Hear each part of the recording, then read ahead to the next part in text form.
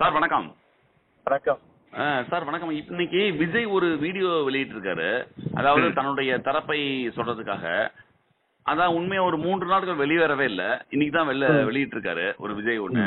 அதுல குற்றச்சாட்டு வந்து பல குற்றச்சாட்டு சொல்றாரு. பொதுவான குற்றச்சாட்டு என்னன்னா நேரடியாக முதல்வரையே குற்றம் சொல்றாரு. என்னை வேணா பழி வாங்கிக்கிறீங்களா நீங்க, எங்க ஆளு விட்டுருங்க அப்படின்னு சொல்றாரு. அது உங்க கருத்து இல்லைங்க, சட்டம் தன் கடமையை செய்யும். சட்டம் லா வில் டு தி ஓன் கோர்ஸ்னுவாங்க. சட்டம் தன்னுடைய கடமை செய்யட்டும், பாப்போம். எதுவும் அவசரப்பட வேண்டாம். அன்பு முதலமைச்சர் மேல வந்து குறை சொல்ற அளவுக்கு என்ன இருக்கு? அவரு இறந்து போனது வந்து நம்முடைய முதலமைச்சர் சார் என்னை பழி வாங்க வேண்டுமா அப்படின்னு கேக்குறாரு நேரடியா. எதுக்கு இவரை போயிட்டு எதுக்கு பழி வாங்கணும்? பழி வாங்குறதுக்கு என்ன நோக்கம் இருக்கு அவருக்கு? நம்ம மக்களுக்கு என்ன பிரச்சனையோ உடனே இரவோடு இரவா கிளம்பி போயிட்டு தலைமை செயலகத்துல கூட்டத்தை கூட்டி டாக்டருங்களை, மருத்துவர்களை, ஃபெசிலிட்டிஸ் எல்லாரையும் கரூருக்கு அனுப்பிட்டு அவங்க நிவாரண தொகையை அறிவிச்சுட்டு ஒன்மேன் கமிஷன் அருணா ஜெகதீசன் நீதியரசர் தலைமையில நியமிச்சிருக்காரு. அது தன்னுடைய கடமையை செஞ்சிட்டு இருக்கு. விசாரணை துவங்கி இருக்காங்க. இது எப்படி கரூர்ல மட்டும் எப்படி நடக்குதுன்னு கேக்குறாரு. நான் நிறைய விஷயம் போயிட்டு வந்துட்டேன். கரூர்ல மட்டும் எப்படி நடக்குது அப்படின்னு கேக்குறாரு, ஒரு கேள்வி கேக்குறாரு. அதுதான் எங்க வேணாலும் நடக்கலாம் சார், எங்க வேணாலும் நடக்கலாம். அது நடக்க கூடாதுன்னு கிடையாது. இங்க கூட்டம் அதிகமா வந்துருது. அந்த இடத்துல வந்து நெரிசல் ஏற்பட்டிருக்கு. அவர் வந்து 10-12 மணிக்கு வந்து பேசுறான்னு சொன்னாராம். 7:40க்கு தான் வந்தாருன்றாங்க. இது விசாரணையில் தானே தெரியும். அதனால மாண்புமிகு முதலமைச்சர் மேல குறை சொல்றது எந்த அளவுல ஏத்துக்க முடியாதுங்க. ஏன்னா அந்த உங்களுடைய இவங்க தான் கரூர்ல வந்து ஜோதிமணி தான் எடுத்தாங்க. அவங்களும் போய் எல்லாரும் போனாங்க. ஆனாலுமே அவரை சொல்ற குற்றச்சாட்டு எங்களை போக விடாம தடுத்துறாங்க அப்படின்னு சொல்றாங்க அவங்க. நாங்க விசாரிச்சதெல்லாம் யாரும் போக விடாமலாம் தடுக்கல. நல்லா மெக்டானிமஸா நடந்திருக்காங்க. எங்க போறாங்களோ அவருக்கு அனுமதி நாங்களே சொல்லியிருக்கோம். அனுமதி அவர் பேசட்டும், என்ன தான் பேசுறாரு, வெளியில வரட்டும் அப்படின்னு. இல்ல ஒருவேளை கூட்டம் அவருக்கு அதிகமா வர்றதுனால ஒரு திமுக மேல ஒரு காழ்ப்புணர்ச்சி இருக்குமா அப்படின்னு ஒரு கேள்வியை வைக்கிறாரு அவரு. திமுகவுக்கு சேராத கூட்டமா இவருக்கு சேர போது சொல்லுங்க. திமுகலாம் இப்போ அதே கரூர்ல 2 லட்சம் பேர் கூட்டி மாநாடு போட்டிருக்காங்க. செந்தில் பாலாஜி தான் ஏற்பாடு பண்ணியிருக்காரு.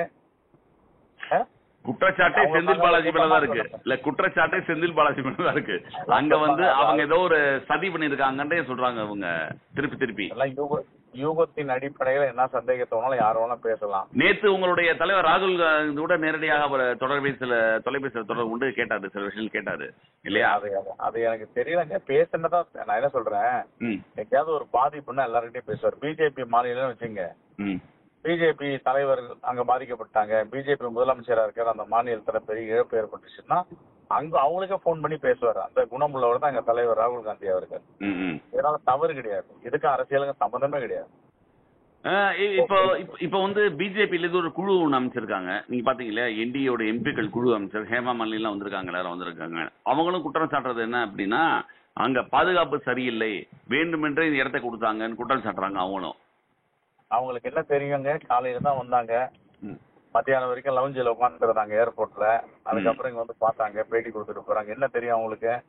என்ன நடந்ததுன்னு தெரியுமா அவங்களுக்கு? விசாரிச்சாங்களா? அவங்க வந்து 4 மணி நேரத்துல சொல்லிட்டு போறாங்களே. இதை எங்க நான் என்ன சொல்றேன், தமிழ்நாட்டு காவல்துறை எவ்வளவு இப்படி கெடுபிடி பாதுகாப்பு எல்லாம் கொடுப்பாங்கன்னு தெரியும் அவங்களுக்கு.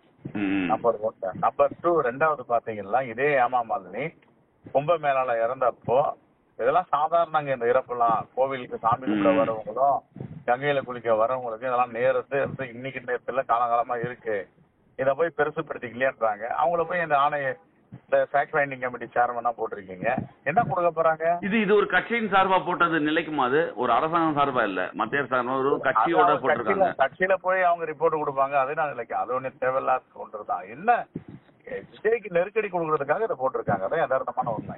இல்ல அமைச்சர்கள் வந்து ஏன் அரசியல் பேசுறாங்கன்னு சொல்லிட்டு கல்யாண சுந்தரம் இவங்க அதிமுக கேக்குறாரு. ஏன் நீங்க எல்லாம் அரசியல் பேசுறாங்க?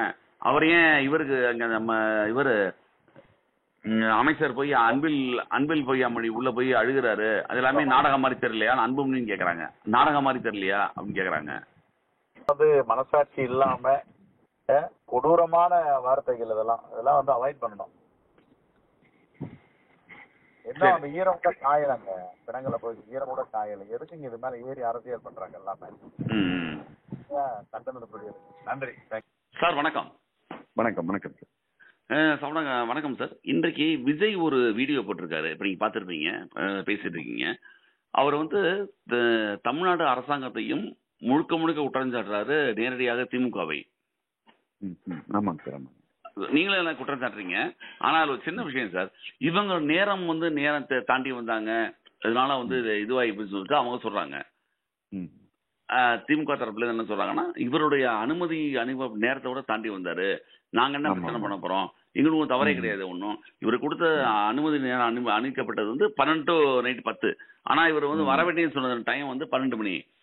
ஏன் லேட் ஆச்சு? லேட் ஆனதுனாலதான் பிரச்சனை அப்படின்னு சொல்றாங்க. ஆமாங்க சார், ஆமாங்க. நீங்க உங்களோட கருத்து சொல்லுங்க சார். இல்ல, அது என்னன்னாங்க சார், இப்ப அவர் லேட்டா வந்தாரு, அங்க தொண்டர்கள் இருந்தாங்க, தொண்டர்கள் வந்து கட்டுக்கடங்காம இருந்தாங்க, இதெல்லாம் பிரச்சனைன்னு மீண்டும் மீண்டும் இந்த இப்ப திமுக தரப்புல, ஆளுங்கட்சி தரப்புல ஒரு நேரட்டிவை செட் பண்ணிட்டே இருக்காங்க. சரிங்க. அவங்களுக்கு இன்னைக்கு வந்து ஆட்சி அதிகாரம் கையில் இருக்கிறங்காட்டி அவங்க வந்து ஊடகங்களை தன்வயப்படுத்திட்டு இது ஒண்ணுதான் இருக்கிற கருத்து என்பதை போல இந்த கருத்தையே மீண்டும் மீண்டும் பேசுறாங்க, குறிப்பா சேட்டலைட் சேனல்ஸ்ல. ஆனால் இன்னொரு பக்கத்தையும் பார்க்க வேண்டியிருக்கு. விஜய் வந்து என்ன நேரத்துக்கு அவர் அனுமதி கொடுக்கப்பட்ட நேரத்திற்கு அந்த உட்பட்ட நேரத்திற்குள் தான் வர்றாரு. அந்த அவர் வந்த நேரம் அனுமதி இருந்த நேரம் தான். இப்ப அப்படி ஒரு நேரத்துல அவர் வருகிற போது காவல்துறை வந்து முதல்ல கணிச்சிருக்கணும். காவல்துறை அதிகாரி சொல்ற செய்தியே என்ன? 10,000 பேர் வருவார்கள் என்று சொன்னார்கள், எனவே நாங்கள் 500 காவலர்களை போட்டோம் சொல்றாரு.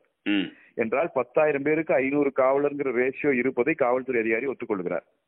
10,000 பேர் தான் வருவார்கள் என்று உளவுத்துறை கணித்து கொடுத்திருந்தது என்றால் இந்த உளவுத்துறை எவ்வளவு வீக்கா இருக்குதுங்கிறது புரிஞ்சுக்கணும். தமிழ்நாடு உளவுத்துறை இல்ல இவங்க தான் கொடுத்திருக்காங்க. 10,000 பேர் இவங்க தான் சொல்லிருக்காங்க. 10,000 பேர் இவங்க தாங்க கொடுக்குறாங்க.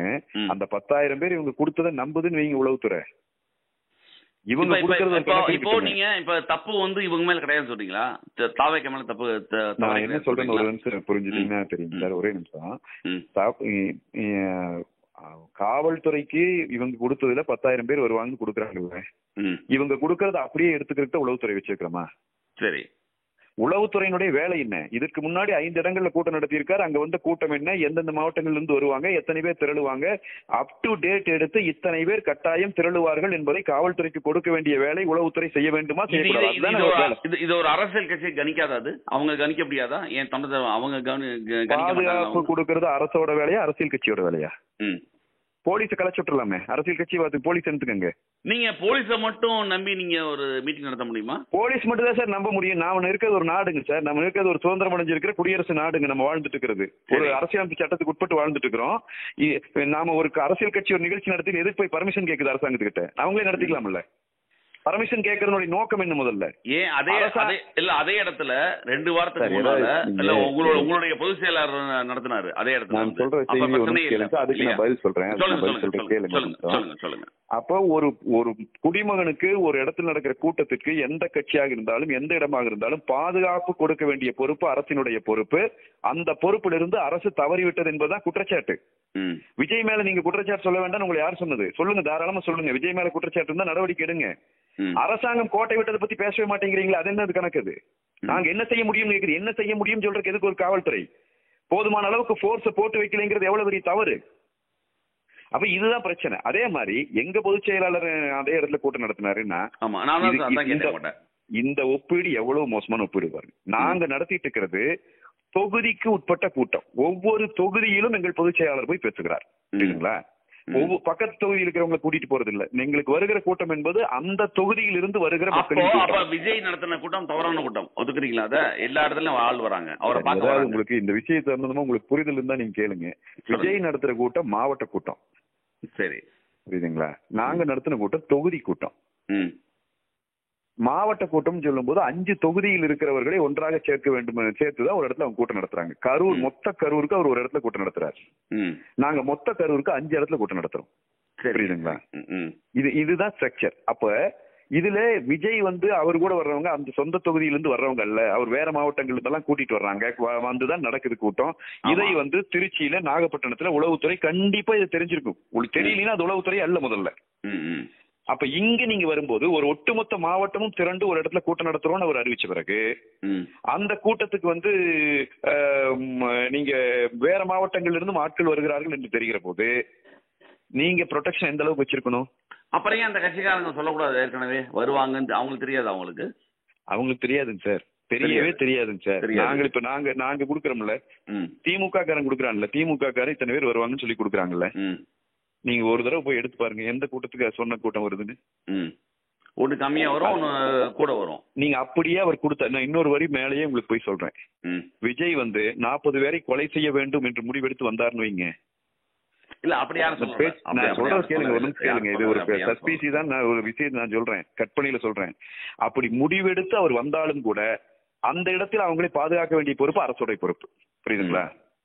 நீங்க விஜய் வந்ததுனால போயிடுச்சு. விஜய் கள்ளழகர் ஆத்துல இறங்குறாரு, 10 லட்சம் பேர் திரள்றோம், அதுல அசம்பாவிதம் நடந்துருச்சுன்னா கள்ளழகர் மேல வழக்கு போடுவீங்களா? என்ன சார் இது? பாதுகாப்பு கொடுக்க வேண்டிய பணி காவல்துறையோடது, அரசோடது சார். அதை செய்யாம நிக்குது இந்த அரசாங்கம். நாங்க சுட்டி காட்டிட்டே இருக்கிறோம், விஜய் பண்ணிட்டாருங்கிறீங்க. விஜய் XRY யார வேணும் இருக்கட்டும், அவங்க மேல நடவடிக்கை எடுங்க. நீங்க போதிய பாதுகாப்பு கொடுக்கலங்கிறத உண்மை. ஒரு கட்சியினுடைய தலைவர் கூட்டம் நடத்துகிற இடத்துல எப்படி அவர் மேல செருப்புகள் போய் விழுகுது? யார் வீசுறாதைய? அதுக்கு பாதுகாப்பு கொடுத்து அந்த இடத்துல அந்த நிகழ்வு நடக்காமல் தடுக்க வேண்டியது காவல்துறையின் பொறுப்பு இல்லையா? நீங்க ஒரு 28-30 பேர் சேர்றாங்க, அந்த இடத்துல உள்ள போய் போலீஸ் என்ன பண்ணணும்னு நினைக்கிறீங்க நீங்க? எனக்கு புரியல. மொத்தமா உங்களுக்கு புரியாம இருக்கலாம், ஏன்னா உங்களுக்கு விஷயமே புரியல. ஒரு போலீஸ் 28,000 பேர் 30,000 பேர் இல்ல, 5 கோடி பேர் ஒரு இடத்தில் திரண்டாலும் ப்ரொடெக்ஷன் கொடுக்கிற வேலை போலீஸினுடைய வேலை. என்று நம்ம சொல்ல வேண்டாமா? நீங்க யோசிச்சு பாருங்க, அதுல தவறா ஏதாவது நீங்க இப்படி பேசிட்டே இருந்தீங்கன்னா எனக்கு என்ன சொல்றது? இத்தனை பேர் திரளுவாங்கன்னு சொல்லி அவன் என்ன சொன்னாலும், அவன் கொலையே பண்ண வந்தாலும் நீ ப்ரொடெக்ஷன் கொடுக்க வேண்டியது உன் வேலை. புரியுதா உங்களுக்கு நான் சொல்றது? அவன் என்ன மோட்டிவ்ல வந்தாலும், அவன் ஒருவேளை தப்பா கொடுத்தாலும் அல்ல எச்சா கொடுத்தாலும் குறைவா கொடுத்தாலும் அவன் கொடுக்கறது மேட்டரே உனக்கு இல்ல. உன்னுடைய வேலை பாதுகாக்கிற வேலை. கூட்டம் அதிகமாகுது, இதே போலீஸ் அதிகாரி சொல்றாரு. புஷி ஆனந்த் கிட்ட சொன்னோம் கூட்டம் அதிகமாயிட்டு இருக்கு, சீக்கிரம் வரணும்னு சொன்னோம். புஷி ஆனந்த் கிட்ட சொன்னியே போர்ஸ் அதிகப்படுத்த சொல்லி போலீஸ்க்கு சொன்னியா? கூட்டம் அதிகமாகுதுன்னு தெரியுது இல்ல, கூட்டம் அதிகமாகுதுன்னு தெரியுது இல்ல, ஏன் போலீஸ் போர்ஸ் அதிகப்படுத்தல? நீங்க எவ்வளவு பேர் சொல்லிட்டீங்க? சரி, எத்தனை மணிக்கு வந்தாரு அவரு? எத்தனை மணிக்கு கிளம்பினாரு? எத்தனை மணிக்கு வந்தாரு அவரு? எத்தனை மணிக்கு வருது கேட்பாங்க சார். அது நீங்க யாரு கேக்குறது? ஒரு குறைந்தபட்ச அறிவோட 1 மணி வரேன்னு சொன்னாரு. ஏன் 8 மணி வந்து கேள்வி கேட்கறாங்களா அவங்க? அப்ப கூட்டம் ஜாஸ்தியா கேட்டுக்கிறாங்க. 4 நாளா இதை மட்டும் தானே சார் கேட்டுக்கிறாங்க. இதுக்கு 100 தடவை சொல்லிட்டு இருக்காரு. 7 மணிக்கு வர, அந்த 10 மணிக்கு வர. நீ விஜய் வந்தா இப்படி பிரச்சனையாக தெரிஞ்சா விஜயே அரெஸ்ட் பண்ண நீ வெளியே நிறுத்தி. எல்லா பவரும் உங்ககிட்ட இருக்குது, ஆளுங்கட்சி கிட்ட தான் எல்லா பவர் இருக்குது. யார் உள்ள வரணும்னு தீர்மானிக்கிறது நீ தான். எங்க தலைவர் நிறுத்தணும்னா நிறுத்தி நீ கைது பண்ண முடியும், தேவையான போலீஸ் ப்ரொடெக்ஷன் போட முடியும். போலீஸ் ப்ரொடெக்ஷன் எவ்வளவு தேவைங்கிறத கணிக்கிறதுக்கு உளவுத்துறையின் ஒரு துறை இருக்குது இந்த அரசாங்கத்துக்கு. அதை நடத்துறதுக்கு ஒரு முதலமைச்சர் அத்தனையிலையும் தோத்து போயிட்டு டோட்டல் ஃபெயிலியர் ஆனதுக்கு அப்புறம் விஜய் லேட்டா வந்தார், விஜய் சொல்லாம வந்துட்டாரு, விஜய் சொல்லாம வந்தா இன்னும் நீ என்னத்துக்கு அங்க அது அவருக்கு அனுமதி கொடுத்த? நீ அனுமதி கொடுத்தன்னு வர்றாரு. இது என்னங்க சார் பேச்சு இது? அந்த இன்னைக்கு என்னமோ விக்டிம் அவங்க மாட்டிட்டாங்கிற காட்டி விஜய் தான் பண்ணிட்டாரு, விஜய் தான். உனக்கு என்ன வேலை? உனக்கு அரசாங்கத்துக்கு என்ன வேலை? சரி, விஜய் வர்றதுனால இந்த பிரச்சனையாச்சு. இங்க விமான சாகச நிகழ்ச்சியின் போது 6 பேர் செத்து போனானே, அதுக்கு யாரை அரெஸ்ட் பண்ணுவீங்க? விமான ஓட்டி காட்டின விமானிகள் அரெஸ்ட் பண்ணுவீங்களா? அவன் விமான சாகச பயணம் நடத்துனங்காட்டி தான் நடந்துருச்சு, அரெஸ்ட் பண்ணுவீங்களா?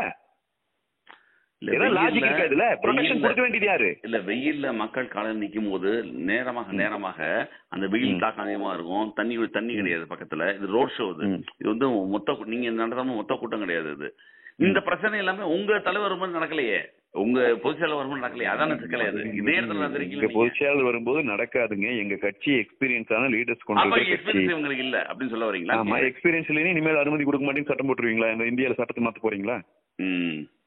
என்ன சார் பேசிட்டு இருக்கிறீங்க? அவங்க கிட்ட அவங்க அந்த வேலைகளை செஞ்சு வைக்கலாம். இல்ல, ராத்திரியா ஒரு சிஎம் கிளம்பி வராரு, அதெல்லாம் குற்றம் சாட்டுறீங்க. ஒரு அமைச்சர் கிளம்பி வராரு, அவங்களுடைய உடனே பிரசன்ஸ காமிக்கிறாங்க. அதுல என்ன தவறு? அதுல எல்லாரும் ஏன் வரான்னு நாங்க யாரும் கேட்கலையே. என்ன புதுசா திடீர்னு வர்றீங்களேன்னு கேட்கறோம். இதுக்கு முன்னாடி எல்லாம் வரலையேன்னு கேட்கறோம். வராததான் குற்றம் சாட்ட முடியும், வந்தது நாங்க குற்றம் சொல்லியே. ஏன் இதுக்கு முன்னாடி வரலைன்னு கேட்கறோம். மிக்க நன்றி. உங்களுடைய இந்த கரூர் சம்பந்தத்தை கேள்விப்பட்டதுக்கு உங்களுடைய பதில் மிக்க நன்றி. நன்றி வணக்கம்.